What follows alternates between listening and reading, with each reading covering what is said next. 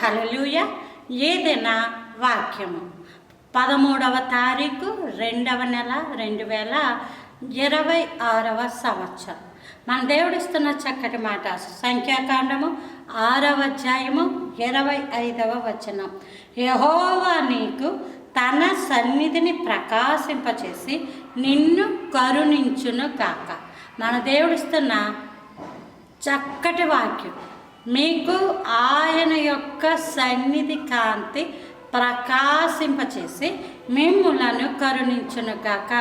దేవుని యొక్క సన్నిధి కాంతి ప్రకాశిస్తే మనకేమొస్తుందండి అంటే, ఒక మనిషిలో రోగానికి కారణం, ఒక మనిషిలో అవమానానికి కారణం, ఒక మనిషికి దుఃఖానికి కారణం, ఒక మనిషికి ఏ విధంగానూ ఆశీర్వదించబడకుండా ఉండడానికి గల కారణం ఏంటంటే చీకటి కార్యాలు. కాబట్టి ఈ దేవుని యొక్క సన్నిధి కాంతి ఎప్పుడైతే ఒక మనిషి మీదకి పడుతుందో, వెలుగుకి ఉన్న లక్షణమే చీకటిని పారద్రోలడం, స్పష్టంగా కనబడేలాగా చేయడం. నీ మార్గము స్పష్టంగా కనబడాలి అంటే నీ మీద వెలుగు కుమ్మరించబడాలి.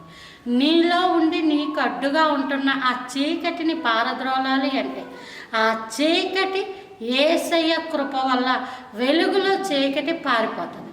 అట్టి కృప, అట్టి ధన్యత ప్రభువారు అనుగ్రహించును గాక. Praise the Lord. ఆమేన్.